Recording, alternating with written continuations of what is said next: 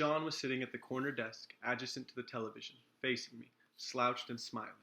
The hanging lamp above him highlighted his face, putting into shadow the assortment of crumbs and ash and books and papers that were strewn across it. It was a gentle face, sitting on top of a gentle body, short and capable and kind. His hairline reminded me of beaches at low tide, the stain that reflects where the water will go, his hair slowly receding like the wake. He asked, "What should we do?" And I looked at him, and then at the six-armed Buddha on the wall and back before he leaned forward with something in his hands. He pulled out a box about the size of two fists, bright orange and covered in small flowers. I was the one who brought the box weeks earlier, and I was fully aware of the consequence of opening that box. To open that box would be to open ourselves up and celebrate the weight of our soul drifting into the air, vibrating out of our very fibers. It seemed only natural. We opened the box and pulled out small handfuls of dark, dried fungus with its blue stain and bitter taste, and with a full glass of water we swallowed those little bullets and waited for them to shoot down walls and release the knowledge locked inside us. I'd eaten these things many times before, and yet even I could not ward off the anxious fear that accompanies changed perspective. Rays of sun, hotter than anything I had felt in months, were spoiling the garden of flowers in my stomach. From seeds to sprouts, they were weaving through and drinking me.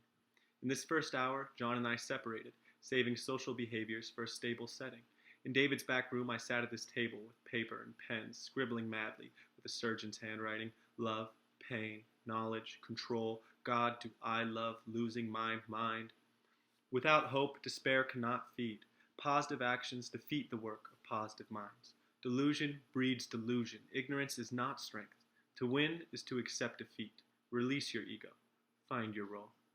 Inside me, there was an image of a man in full lotus, under the shade of a tree. The ants had been crawling up his leg, thousands of them, and yet he did not blink, sitting without hope and without expectation, only understanding and, I felt so strongly, purpose. Eventually, the storm settled in me, and I went back out to the main room where John was sitting at the desk, again, black lights on, drawing. Our friend Juno had come over and joined the party. At this point, everything was starting to blur. It was as if the outlines of our body had been stretched, and rather than objects, we had become clouds, electric and buzzing. Juno's hair had a pink highlight in what was otherwise a sea of brown, but in the black lights it seemed to glow green. I could feel myself drifting away into a state of euphoric animalism and knew better than to fight it.